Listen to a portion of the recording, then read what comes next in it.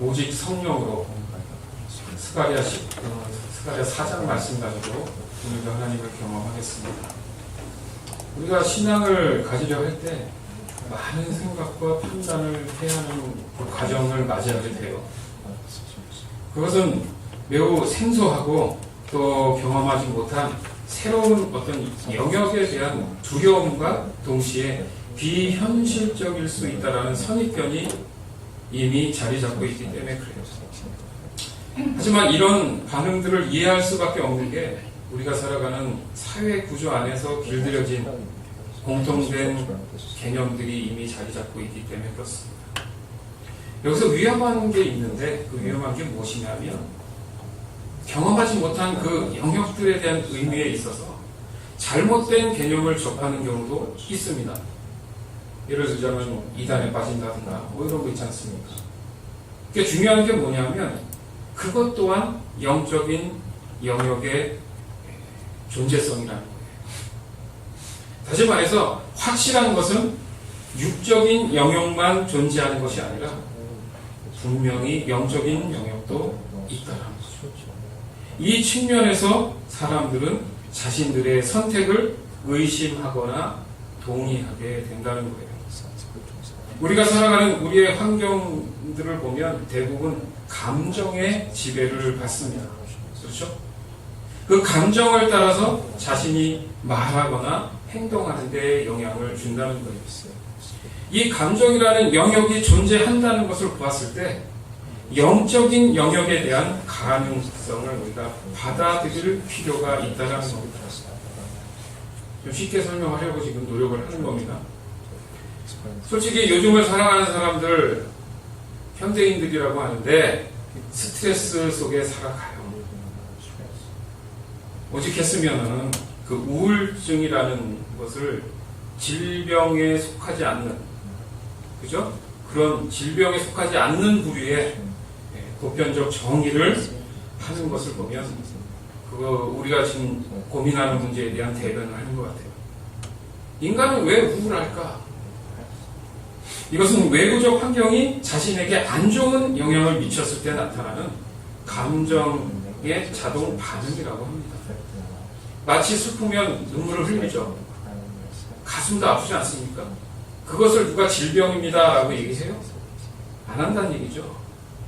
즉 슬프면 눈물을 흘리도록 프로그램화되어 있다는 거죠.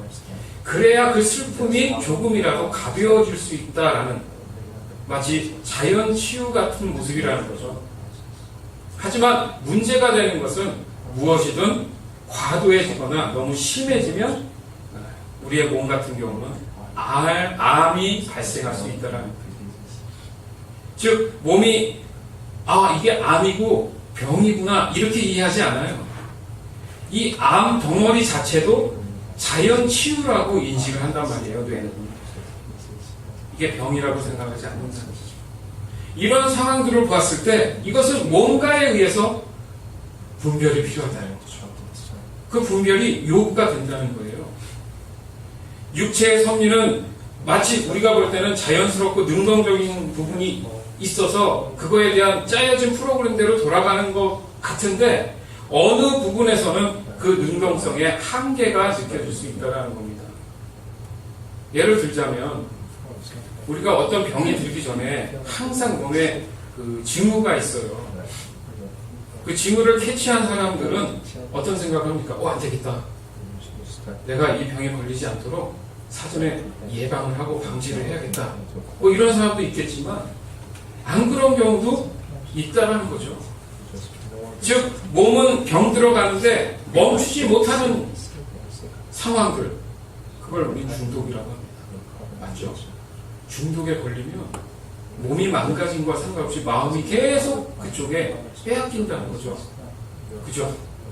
몸은 죽어가는데 뭔가에 의해서 지배를 받는다는 얘기예요. 육체의 한계를 넘어선 어떤 거에 의해서 지배를 받는 경우가 생긴다는 거죠. 그러니까 이런 사실을 볼 때 우리의 육체 삶에 무엇이 지배하는지를 우리는 분명히 알아야 된다는 얘기입니다. 이 무엇이 바로 영적인 영역이라는 거예요. 인간은 기본적으로 육과 혼을 가지고 태어납니다. 육이라는 건 말 그대로 눈에 보이는 물체죠. 그 개념이란 말이죠. 그러나 혼은 우리의 육체가 움직이는 모든 활동에 대한 지배들, 그러니까 보이지는 않지만 뭔가 능력을 가진 소유자처럼 느껴진다는 거죠. 그것에 의해서 반응되는 그런 다양한 감정들이 표현돼서 표출돼서 나타난다는 겁니다. 그것을 본능이라고 하는 거예요. 그것과는 별개로 태어나면서 주어지지 않는 뭔가의 영역이 있다라는 겁니다. 그것이 바로 오늘 얘기하고 싶은 영이라는 거죠. 이 영은 하늘로부터 내려오는 신령한 하나님의 영을 말하는 겁니다. 그의 반면 여러분도 잘 아는 버림받은 영이 있단 말이에요. 그걸 악한 영이라고 하죠. 이들로 인해서 세상에 죄가 들어왔습니다. 그렇죠? 그 죄로 인해서 어떤 저주를 받아요? 죽음이라는 저주를 받아서 우리 인생은 운명처럼 언젠가는 그 죽음을 맞이해야 된다는 얘기죠. 자, 여기까지 무슨 얘기를 하고 싶어서 이 얘기들을 했느냐? 한마디로 얘기하면 인간이 가지는 한계를 좀 인정하자는 거예요. 요게 인정이 안 되니까 교만해지는 거예요. 그러니까 하나님 받아들이기가 쉽지 않은 거예요. 좀 더 좀 쉽게 얘기하자면 우리가 살아가는 우리 사회가 경제적으로 봤을 때 어렵다는 말이요. 이거 수세기에 걸쳐서 들었습니다. 사실은. 한때는 좋았던 기간들이 있었겠죠. 근데 그렇게 길지 않았던 세월들이었다는 거예요. 이런 공통적인 그 시대적 이슈 측면에서 보면 우리가 말하는 편리성과 그 합리성이 주는 그 결과들이 우리에게 더욱 자유함과 평안과 행복을 누리게 하고 있습니다.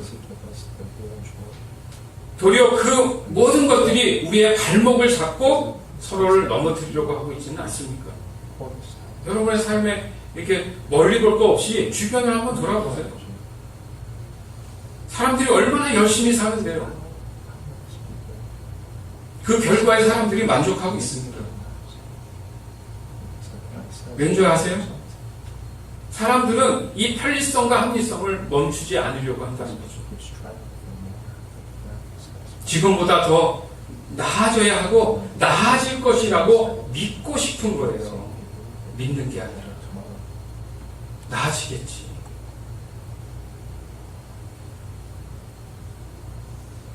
먹고 살기 바쁜데 뭐 이런 말로 복잡하게 만듭니까? 이런 얘기 할 수 있습니다. 그러나 여러분, 사람들이 소망하는 것은 나아져야 한다는 마음, 나아질 거라는 믿음을 갖고 싶어 하잖아요. 그러니까 오늘을 사는 거 아니에요? 오늘이 내일보다는, 그죠? 내일이 오늘보다는 나아질 수 있는 것. 오늘과 내일이 달라야 된다는 그런 마음들을 다 있습니다. 그러면 진짜 나아진다는 것, 진정으로 정말로 나아질 수 있다라는 그 진리를 만나야 되지 않냐, 오늘 그 얘기를 하고 싶은 거예요. 헤매고 고민해서 내일이 오늘보다 나을 거라는 소망을 갖고 살아가야 되는데 내일도 똑같아. 그 다음날도 똑같아. 1년, 2년, 10년, 20년. 왜 그럴까? 돌아보니까 세월은 다 가고 머리는 하얘지고 이는 다 빠지고 허망한 인생이었어. 인생 헛살았어. 좀 더 일찍 깨달을 수만 있었다면 뒤늦은 이 후회를. 근데요, 여러분, 성경을 많이 접한 사람들에게 공통적으로 얘기하는 게 있습니다. 결국 하나님의 말씀을 전체적으로 보면 좀 빨리 속히 좀 깨달아라, 이 말씀이에요. 이렇게 살다가는 나중에 후회합니다. 그러나 우리가 가장 힘들어하는 문제가 바로 그겁니다.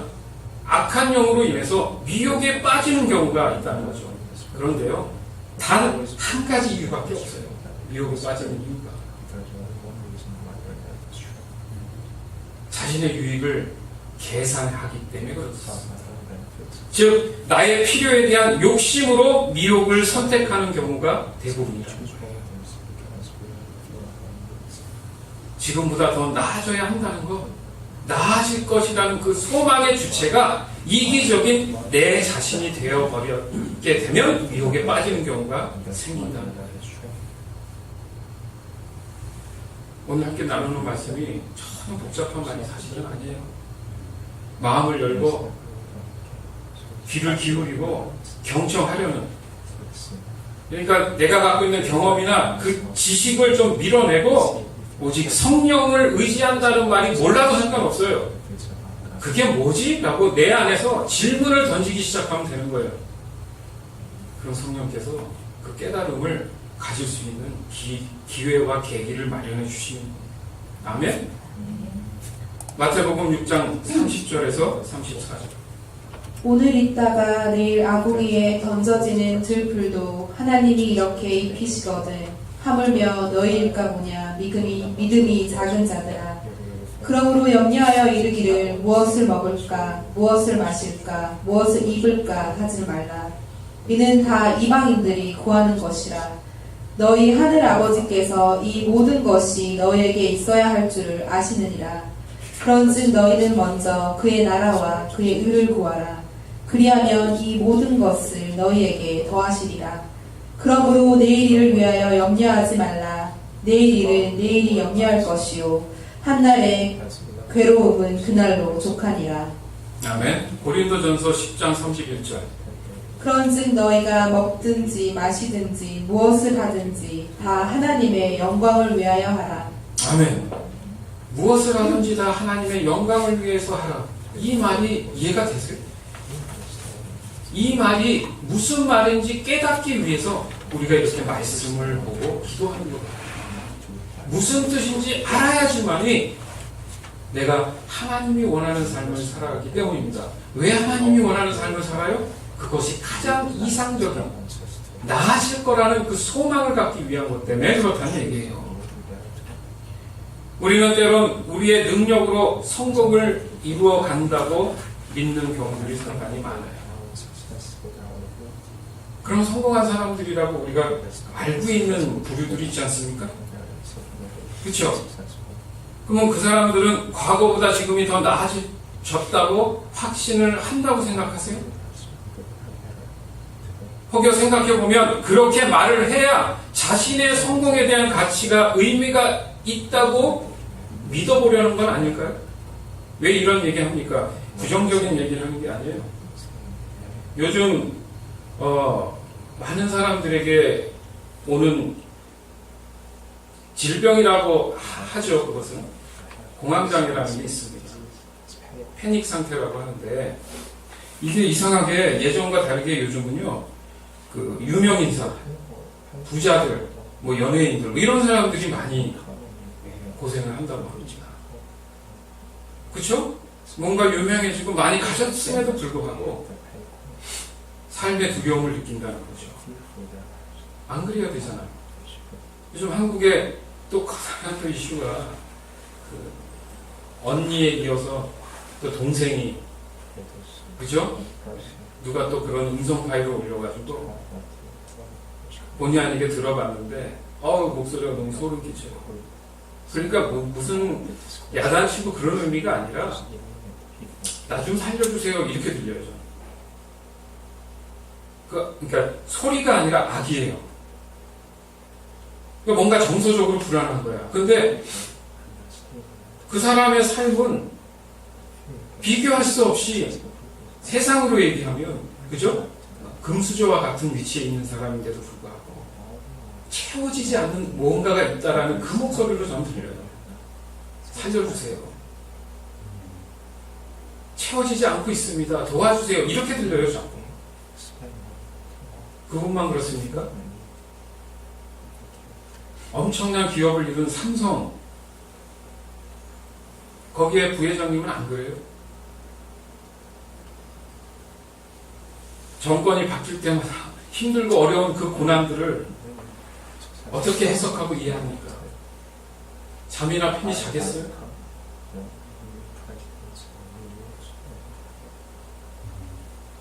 대통령이 된들, 유명한 연예인이 된들, 그들에게 채워지지 않는 무언가가 존재하고 있다는 겁니다. 그 갈증이 해갈이 되고 있지 않다라는 얘기예요. 이 공통적인 현상이 사회적으로 지금 문제가 되잖아요. 나는 왜 나로 태어났을까? 사춘기 때만 질문하는 겁니다. 누군가에게 질문을 할 수 있다라는 것 자체가 감사한 거예요, 사실은. 근데 왜 나는 나로 태어났을까라는 질문을 하게 되죠? 어느 순간 하잖아요, 사람마다. 안 하는 사람은 없어요. 왜요? 내 존재의 의미와 가치는 뭘까라는 질문이에요. 왜 나는 이렇게 살아가야 될까? 무엇으로? 어디로 가야 될까? 이 질문이거든요. 알고 싶은 거죠. 그 답을 얻을 수 있는 방법. 우리를 창조하신 하나님께 물을 줄 알아야 되는 거예요. 믿으십니까? 왜 내가 지금 이곳에 이렇게 살아가고 있는지 알아야 될 거 아니에요. 우리가 생각 없이 그냥 육체만 돌아다니는 그런 존재니까. 그렇지 않다는 거예요. 인간은 자기의 어떤 가치와 존엄성에 대한 의미를 상당히 부여받길 원해요. 이건 갖고 안 갖고의 문제가 아니라는 거죠. 맞죠? 누군가가 나를 인정해주고 인정받는 거. 이게 가장 큰 자기 자신의 선물입니다.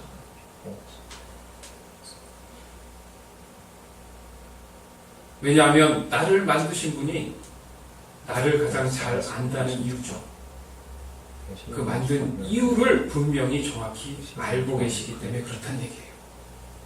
우리의 육신은 우리의 부모로부터 나왔죠. 그러나 그것은 창조가 아닙니다.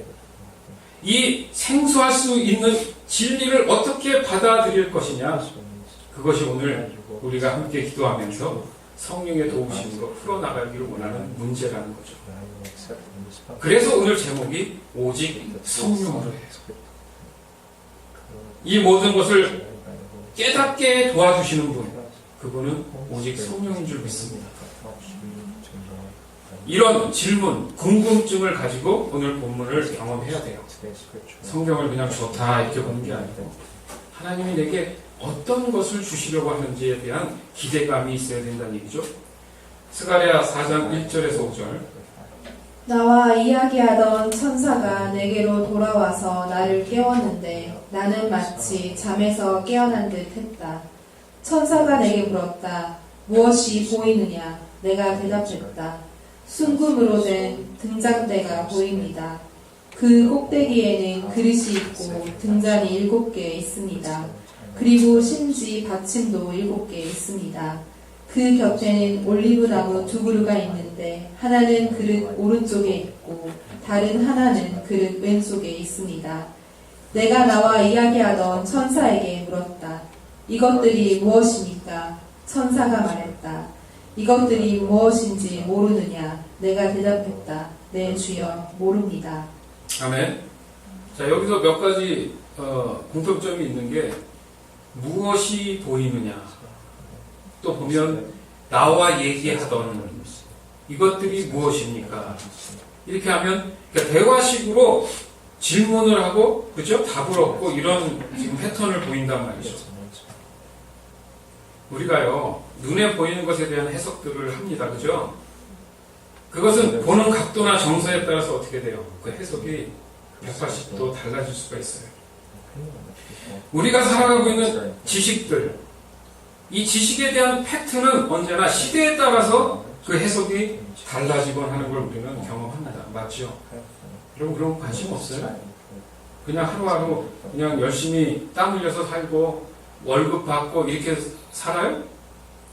그게 인간의 존엄과 가치입니까? 그렇지 않아요. 그것보다 더 중요하고 소중한 게 있다라는 거예요. 하나님이 그렇게 창조했다라는 거죠. 왜냐하면 참 진리를 만나지 못했기 때문에 항상 사람들이 생각하는 진리 또 팩트라고 얘기하는 것들이 변형이 되거나 변화된다는 얘기예요. 이게 맞는 줄 알았더니 시대를 흐르고 보니까 이게 아니었네? 그런 거죠. 진짜 참 진리를 못 만나면 인간은 방황하게 돼 있습니다. 요한복음 15장 26절. 내가 아버지께로부터 너희에게 보낼 보혜사 곧 아버지께로부터 나오시는 진리의 성령이 오실 때 그가 나를 증언하실 것이요. 아멘. 자, 진리는 누구라고요? 진리의 성령이십니다. 그 성령께서 우리에게 진리를 가르쳐 줬을 때 가장 이상적인 답을 가지고 살아갈 수 있다는 얘기를. 근데 그게 궁금해야지. 가능하지 않겠습니까? 우리가 알고 있는 것들 있죠. 많이 안다고 생각하는 것들 있죠. 사실은 모르는 게 대부분일 수 있어요. 언젠가 하나님 나라에 갔더니 우리가 알고 있었던 진리라고 믿었던 것이 반대인 경우가 얼마나 많을까 이런 생각을 해보는 거죠. 그래서 오늘 여러분에게 도전을 드리고 싶은 거예요. 지금 나에게 있어서 꼭 먼저 알아야 할 것이 무엇인지를 알기를 저는 간절히 원합니다. 즉 나의 인생에 있어서 매 순간 자유할 수 있는 방법을 알려주실 분을 만나는 일이 최우선이 되어야 한다는 그런 능동적인 마음이 여러분 마음 안에 이렇게 들어와 줘야 된다는 거예요. 제가 지금 어떻게 보면 여러분을 설득하고 있잖아요. 그렇죠? 이 진리가 맞다 이렇게 얘기를 전달을 하고 있지 않습니까? 이게 바로 복음이에요. 이게 하나님 은혜라는 거죠. 그걸 지금 설명하는 거예요. 복음은 구원입니다. 그죠? 어떻게 하면 진리를 알고 영생으로 갈까? 그래서 우리는 오직 성령으로 참 진리를 따라갈 수 있어야 한다는 것입니다. 뭐 공부를 잘한다는 사람들 이렇게 보면 남들이 얘기하대요. 질문을 할 줄 아는 사람들이다 이렇게 얘기했어요. 그렇죠? 그러니까 질문도 하는 사람만 한다는 거죠. 왜냐하면 질문은 관심입니다. 그것을 알고 싶고 넘어서기 위한 반응이라는 거죠. 그러다 보면 자신을 개발할 수 있는 적극적인 자기 어떤 실력으로 쌓아져 나가는 그런 모습을 갖는다는 거죠. 그 질문한다는 것 자체가 지금 본문 보면 대화식이잖아요. 질문하고 답해주고 이것이 언급되지는 않았지만 자세히 보니까 이게 뭐 하는 걸까? 뭐 잠을 깼는데 얘기하고 뭐 이런 모습. 그러니까 천사는 영이잖아요. 근데 어떻게 대화가 가능할까? 이런 것을 생각해 봤을 때 뭐가 연상이 되느냐? 기도하는 게 연상이 되더라는 거죠. 적어도 오늘 본문은 기도하고 있는 모습입니다.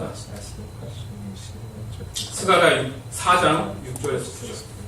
그러자 천사가 내게 말했다. 이건 능력이나 힘으로 되는 것이 아니라 오직 내 영으로만 된다고 만군의 여호와께서 말씀하셨다. 어떤 산도 스룹바벨이 나아가는 길을 가로막을 수 없다. 모든 산이 낮아질 것이다. 그러면 그가 꼭대기 돌을 가져올 것이며 은혜하고 외치는 소리가 들릴 것이다. 여호와께서 내게 다시 말씀하셨다. 스룹바벨이 이 성전의 기초를 놓았으니 또 이 성전 짓는 일을 마무리할 것이다. 그때 너희는 만군의 여호와께서 나를 너희에게 보내셨다는 것을 알게 될 것이다. 아멘. 내 능력이, 내 힘이 이 모든 것들을 하는 것이 아니고 오직 내 영으로 만들어진다. 오직 성령으로 성령 하나님이 하실 일이다. 지금 성전을 새로 올리고 있는 장면이잖아요. 그런데 지금 누가 일하고 계십니까? 성령에 의해서 하나님이 일하고 계신 거예요. 그러다 보니까 은혜 이렇게 외치는 거예요. 하나님의 은혜가 임했구나. 여러분의 인생의 삶에 여러분 모든 것에 하나님의 은혜가 있어야 된다는 얘기예요. 어떻게 해요? 내 힘과 능력이 아닌 오직 성령. 그러면 이 성벽이 완벽하게 마무리가 된다는 얘기잖아요. 여러분의 인생을 집을 짓는 거라고 한번 생각을 해보세요. 어떻게 지어나갈 겁니까? 그것은 누가 가르쳐 주죠? 가장 튼튼하고 완벽한 집을 어떻게 지어나갈 거죠? 누군가가 내게 있어 가장 맞춤적으로 이상적인 집을 짓게 하기 위한 어떤 힘이 있어야 되지 않나요? 그것은 내가 많은 것을 알고 있다, 많은 것을 갖고 있다의 문제가 아니라 오직 성령이 그 일을 하셔야 된다는 얘기예요. 아멘? 모르는 것은 부끄러운 게 아니에요. 왜냐하면 그거 한번 질문을 해서 그 다음부터는 그것에 대한 답을 내가 해결을 하면 문제가 없잖아요. 그렇지 않습니까? 근데 질문하면 내가 무식해 보이니까 아는 척 해야 되니까 창피해서 계속 질문을 안 하는 겁니다. 그럼 계속 모르고 사는 거예요. 자기만 손해인 거죠. 바꿔 얘기하면 기도해라, 기도해라. 이게 무슨 말이겠습니까? 성령의 지혜를 구한다 이거죠. 질문하는 겁니다. 그리고 답을 알려주시면 내가 순종하는 거. 그러니까 기도의 삶이 그렇게 중요한 거예요. 예를 들자면 우리가 어떤 목적지를 가기 위해서 어떻게 합니까? 사전에 가는 길이나 뭐 자료들을 이렇게 구하잖아요. 왜 그래요? 처음 가는 길이니까 잘 모르니까. 그래서 사람들이 아는 것이 힘이다 이렇게 얘기하지 않습니까? 자, 질문이라는 좋은 의미로 얘기했지만 반면에 의심이라는 게 있어요. 헷갈릴 수 있죠. 그러나 이 의심은 인간으로 하여금 죄를 만들어낸 결과였어요. 불순종이죠. 에이, 하나님이 에이, 어떻게 상식적으로, 과학적으로 이게 불순종이란 말이에요. 이 불순종은 한순간 하나님의 신뢰를 등져버린 것을 얘기합니다. 바꿔 말하면 참 진리를 등 돌렸다는 거죠. 그러니까 삶이 어려워지죠. 방황하죠. 이 위험성의 결과는 인간이 가지는 육신의 안목 때문에 그렇습니다. 즉 육신이 가지는 한계성을 더 하나님보다 신뢰한다는 거예요. 그렇죠? 문제에 봉착하면 어떻게 해요? 세상 사람들은 술도 마시고 여러 가지 방법으로 고민하고 또 편법도 쓰고 불법도 자행하면서 어떻게든 그것을 해결하려고 하지 않습니까? 무슨 말하고 싶은 겁니까? 그것은 올바른 방법이 아니라는 거죠. 뭡니까? 하나님이 답을 알면 성령께서 알려주시는 그 뜻대로 하면 모든 것이 해결이 되는데 육신의 안목을 더 신뢰하다 보니까 사람들을 찾기 시작한다는 거죠. 스가랴 4장 10절. 시작이 초라하다고 해서 하찮은 것으로 여기면 안 된다. 그렇게 여기는 사람들도 스룹바벨이 연장을 가지고 성전을 짓는 모습을 보면 기뻐하게 될 것이다. 이 일곱 등잔은 온 세상을 두루 살피는 나 여호와의 눈을 나타낸다. 아멘. 아니 그 누가 이 일곱 등잔이 온 세상을 두루 살피는 하나님의 눈인 줄 어떻게 알아요? 그러니까 누군가 설명을 해줘야 알지. 아, 저 등잔이잖아요. 저게 무슨 뭐 의미가 있겠습니까? 그냥 위에 뭐 이렇게 초를 달든가 뭐 이렇게 하는 거 아닙니까? 그러니까 누군가가 그 의미가 뭔지를 설명을 해줘야 진리가 정확히 이해가 된다는 거 아닙니까? 그러니까 하나님은 질문을 유도해 주시는 은혜를 우리에게 주신다는 거예요. 잘 들으셔야 돼요. 우리의 인생에 가치 있는, 의미 있는 그런 시간들을 지금 우리가 이해하고 깨닫는 그런 중요한 순간이라는 거예요. 하나님께 질문한 적이 있습니까? 그걸 기도라고 한다면 내 기도가 잘못됐나? 방법을 바꿔야죠. 질문하게 하시고 답을 하십니다. 이 질문을 유도하시는 은혜가 들릴 수 있다 이거죠. 그리고 다시 질문하고 답을 또 들을 수 있고, 이 소통의 통로가 과연 뭘까? 우리가 휴대폰을 들고 있어도 연결이 되는 게 보이진 않지만 뭔가 주파수가 있고, 그죠? 뭔가 흐르잖아요. 그게 소통이란 말이에요. 그게 뭐냐? 그게 궁금해야 된다는 거죠. 내가 하나님과의 관계에서 진리를 듣기 위한 중간에 그 역할들을 하는 것이 무엇이냐? 그것이 바로 오직 성령으로 가능한 줄 믿습니다. 인간의 눈으로는 한낱 초라한 물건들이 이 엄청난 진리가 숨어져 있다는 사실을 깨닫게 되는 겁니다. 그 순간을 내가 만나게 되면 나에 대한 정체성을 확인하는 순간이 되는 거예요. 우리는 허망한 것에 목숨 걸며 살아가서는 안 됩니다. 우리는 소망한 것에 목숨을 걸며 살아가야 되는 거예요. 그 한 스텝 한 스텝이 성령이 하시는 우리를 향한 사역입니다. 믿으세요. 스가랴 4장 11절에서 14절. 그때 내가 천사에게 물었다. 등잔대 오른쪽과 왼쪽에 있는 올리브 나무 두 그루는 무엇입니까? 두 올리브 나무까지는 무엇입니까? 두 금대롱을 통해 올리브 기름이 등잔으로 흘러듭니다. 천사가 말했다. 그것들이 무엇인지 모르느냐? 내가 대답했다. 모릅니다, 내 주여. 그러자 천사가 말했다. 그것들은 온 세상을 다스리시는 여호와를 섬기도록 주께서 기름 부어 거룩히 구별하신 두 사람을 나타낸다. 아멘. 이게 계속 대화식으로 하잖아요. 그죠? 성령은 질문하게 하시고 또 진리를 깨닫게 하시는 능력을 갖고 계신 분이구나. 그렇기 때문에 오직 성령으로만이 우리는 하나님을 알 수 있다. 언젠가부턴가 교회들이요, 뭐 성령을 무시하는 것은 아니겠지만 마치 소외된 듯 성령 하나님을 좀 이렇게 배제하는 느낌을 받아요. 그래서 하나님이나 예수님만 강조하는 경우가 있습니다. 이거 굉장히 위험한 거예요. 또 반면 너무 또 성령의 능력만, 그러니까 뭐 병을 고친다 뭐 이런 거 있지 않습니까? 그런 능력만 강조하는 것 또한 위험한 거예요. 한번 따라하겠습니다. 하나님은 삼위일체십니다. 하나님은 삼위일체예요.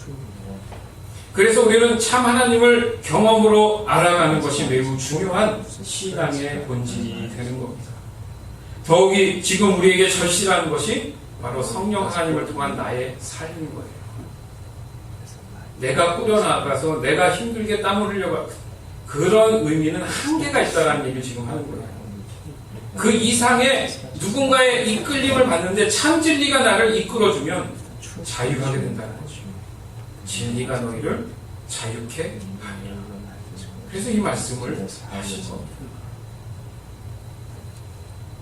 오늘 이 짧은 설교가 모든 걸 다 깨닫게 할 수는 없겠지만 그 와중에도 깨달아지는 부분들이 있는 사람들, 그런 사람들은 적어도 지금 성령 하나님을 경험하고 있는 사람들이에요. 분명히 마음으로 자연스럽게 이 설교를 들어가면서 마음속에 질문을 던지게 됩니다. 왜요? 오늘 본문을 보면 그렇다니. 그렇죠? 귀로 들으면서 보면서 내 마음속에 질문이 올라오게 돼요. 그 질문을 던지는데 말씀을 들으면서 이해가 되고 해석이 돼요.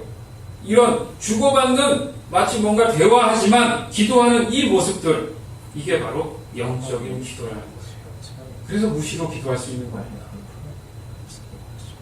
그러나 도무지 어렵게 느껴지는 사람들이 있다면 좀 더 적극적으로 신앙을 하나님 앞에 받아야 됩니다. 어떻게 신앙생활을 하는 것이 정말 참 진리를 쫓는 삶인지 그 신앙을 받아야 돼요.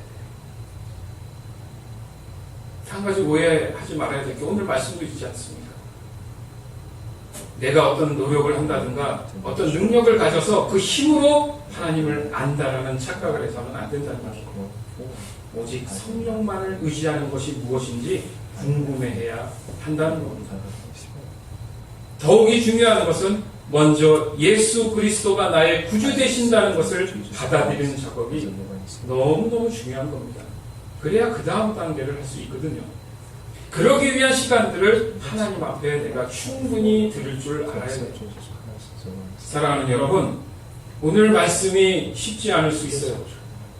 그러나 복잡하지도 않습니다. 사실 복잡하다는 것은 내 마음이 지금 복잡한 거예요. 성부 하나님은 전능하십니다. 성령 하나님은 우리의 보혜사 되세요. 성자 예수님은 우리를 결단코 버리시는 분이 아니세요. 따라서 내가 만들어진 지금 나의 모든 것에 대한 것들을 좀 내려놓고 오직 삼위일체 하나님과 내 자신만이 남게 되는 그 순간이 올 수 있도록 이 믿음의 공동체를 통해서 도움을 받고 함께 신앙에 대한 인내함을 하다 보면 하늘에서 내려오는 하늘 양식을 맛보는 그 순간이 반드시 옵니다. 뭐든지 꾸준해야 되는 거 맞죠? 회사도 한 곳에서 꾸준히 다녀야 진급도 하고, 그죠? 여기저기 쑤시고 다니는 그런 경우는 발전이 없지 않습니다. 바로 그날에 우리가 지금 얘기하는 성령이 임하시는 거예요. 그 결과 내 삶의 가치들도 보이기 시작하는 거예요. 아, 내가 이렇게 살아야 될 이유가 있었구나. 지금 우리에게 도움을 주실 분은 오직 성령 하나님인 줄 믿습니다. 이 순간 이 사실들을, 오늘 들었던 이 말씀들을 가슴에 품고 아멘 주님, 내게도 그런 성령의 인도하심을 허락하여 주시옵소서 라고 고백하는 저와 여러분이 되기를 주 예수 그리스도의 이름으로 축원합니다. 아멘.